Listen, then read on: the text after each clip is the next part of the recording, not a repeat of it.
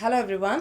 இன்னைக்கு லெசன்ல நம்ம என்ன பார்க்க போறோம் அப்படினா சில நேரம் நம்ம தமிழ்ல பேசும்போது இதுக்கு எக்ஸாக்ட்டா இங்கிலீஷ்ல சொல்லணும்னா எப்படி சொல்லணும் அப்படிலாம் நிறைய சென்டென்சஸ்க்கு டவுட் வரும். அந்த மாதிரியான சில தமிழ் வார்த்தைகள் தமிழ் சென்டென்சஸ் இங்கிலீஷ்ல எப்படி சொல்லலாம் அப்படினு சொல்லிட்டு பார்க்கலாம். லைவ் இங்கிலீஷ் fluency ட்ரெய்னிங் பத்தின டீடைல்ஸ் தெரியறதுக்கு இந்த நம்பர்ல வாட்ஸ்அப் பண்ணுங்க. ஃபர்ஸ்ட் ஒன், அவளோட புது பைக்ல அவ சிரிச்சுக்கிட்டே ரெண்டு பக்கமும் கால் போட்டு உட்கார்ந்தா அப்படினு சொல்லுவோமா? ஸோ இந்த ரெண்டு பக்கமும் கால் போட்டு உட்கார்றா அப்படின்னு சொல்கிறத இங்கிலீஷில் எப்படி சொல்லணும் அப்படின்னா she smiled and sat astride her new bike அப்படின்னு சொல்லலாம். இந்த சிட் அஸ்ட்ரைட் அப்படின்றது தான் ரெண்டு பக்கம் கால் போட்டு உட்கார்றது. இது வந்து பைக்கு அப்படின்றது மட்டும் இல்லை, முக்கியமாக ஹார்ஸ் ரைடிங் பண்ணும்போது ஹார்ஸில் குதிரை மேலே உட்காருவாங்க, அது சொல்லலாம். இல்லை சேராக இருந்தால் கூட சேரில் ரெண்டு பக்கமும் கால் போட்டு இப்படி திரும்பி உட்காரோம் அப்படின்னா அதையும் சொல்லலாம். அந்த மாதிரி ரெண்டு பக்கமும் கால் போட்டு உட்கார்ற பொசிஷனை சிட் அஸ்ட்ரைட் அப்படின்ற வேர்ட் வச்சு நம்ம சொல்லலாம். ஸோ இதில் நம்ம எப்படி சொல்கிறோம் அப்படின்னா she smiled and sat astride her new bike.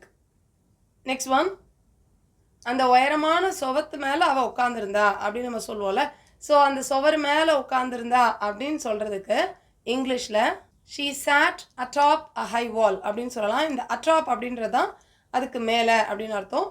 So she sat atop a high wall அப்படின்னா அந்த உயரமான சுவர் மேலே அவள் உட்காந்துருந்தா. நெக்ஸ்ட் ஒன், நான் ஒரு 2-3 நாளில் திரும்பி வந்துடுறேன் அப்படின்னு சொல்லுவோமா? இந்த 2-3 நாளில் வந்துடுறேன் அப்படின்னு சொல்கிறத இங்கிலீஷில் I'll be back in a couple of days அப்படின்னு சொல்லலாம். இந்த couple of அப்படின்றத இந்த 2-3 நாள் அப்படின்னு சொல்கிறது, 2-3 மணி நேரம் அப்படின்னு சொல்கிறதுக்கு couple of hours அப்படின்னு சொல்லலாம். ஸோ இந்த 2-3ன்னு சொல்லும் போதே couple of வச்சு நம்ம யூஸ் பண்ணிக்கலாம். I'll be back in a couple of days அப்படின்னா 2-3 நாளில் நான் திரும்பி வந்துடுறேன். நெக்ஸ்ட் ஒன், அவ என்னை பார்த்து சிரிச்சா. ஸோ என்னை பார்த்து சிரிச்சா அப்படின்னு சொல்கிறத இங்கிலீஷில் ஷீ ஸ்மைல்ட் அட் மீ அப்படின்னு சொல்லலாம். இதில் முக்கியமாக கவனிக்க வேண்டியது இந்த ப்ரிப்போசிஷன் அட் தான். ஸோ என்னை பார்த்து சிரித்தாங்க, என்னை பார்த்து புன்னகை செஞ்சாங்க இப்படிலாம் சொல்கிறதுக்கு ஷீ ஸ்மைல்ட் அட் மீ அப்படின்னு சொல்கிறது கரெக்டாக இருக்கும். நெக்ஸ்ட் ஒன், இதில் எந்த அர்த்தமும் இல்லை, நீ பேசுகிறது அர்த்தம் இல்லாததாக இருக்குது இப்படிலாம் சொல்லுவோம்ல, இந்த மாதிரி சொல்கிறத இங்கிலீஷில் it doesn't make any sense அப்படின்னு சொல்கிறோம். இந்த எனி சென்ஸ் அப்படின்றது தான் நம்ம சென்ஸ்ன்றது தான் அர்த்தம் இல்லாததாக இருக்குன்றதை சொல்கிறதுக்கு சென்ஸ்ன்ற வேர்டை யூஸ் பண்ணி சொல்கிறோம். So it doesn't make any sense அப்படின்னா இது அர்த்தம் இல்லாததாக இருக்கிறது அப்படின்னு அர்த்தம். நெக்ஸ்ட் ஒன், என்னால் அவளை பிடிக்கவே முடியல அப்படின்னு சொல்லுவோம்ல, அதாவது பிடிக்கவே முடியலன்னா அவளை போய் பார்க்கவும் முடியல, நேர்லேயும் பார்க்க முடியல, ஃபோன் பண்ணாலும் நம்மளால் அவங்கக்கிட்ட பேச முடியல, எந்த விதமாகவும் காண்டாக்ட் பண்ண முடியல அப்படின்னு சொல்லுவோம்ல, அதை நம்ம என்னால் அவளை பிடிக்கவே முடியல அப்படின்னு சொல்லுவோம்ல, அந்த மாதிரி சொல்கிறத இங்கிலீஷில் ஐ குடன்ட் ரீச் ஹர் அப்படின்னு சொல்லலாம். ஃபோனில் பேச முடியலன்னு சொல்லும் போதும் நம்ம ரீச் யூஸ் பண்ணலாம், நேரில் பார்த்து பேச முடியலன்னு சொல்கிறதையும் ரீச்ன்ற வேர்ட் வச்சு நம்ம சொல்லிக்கலாம். So I couldn't reach her அப்படின்னா என்னால் அவளை காண்டாக்ட் பண்ண முடியல அப்படின்னு அர்த்தம். நெக்ஸ்ட் ஒன், வெளியே போகாத.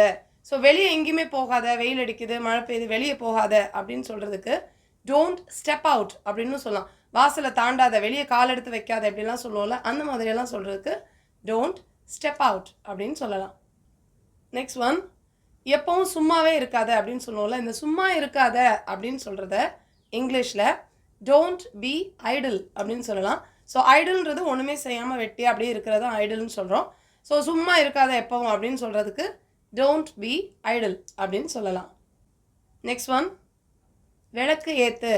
ஸோ விளக்கு ஏற்று இல்லை விளக்கு பொறுத்து இப்படிலாம் சொல்கிறோம்ல, அந்த ஏற்றிவை அப்படிலாம் சொல்கிறதுக்கு இங்கிலீஷில் லைட் த லேம்ப் அப்படின்னு சொல்லலாம். இந்த லைட்டுன்றது தான் இதுக்கு யூஸ் பண்ணுற verb. So light the lamp அப்படின்னா விளக்கு ஏற்றிவை அப்படின்னு அர்த்தம்.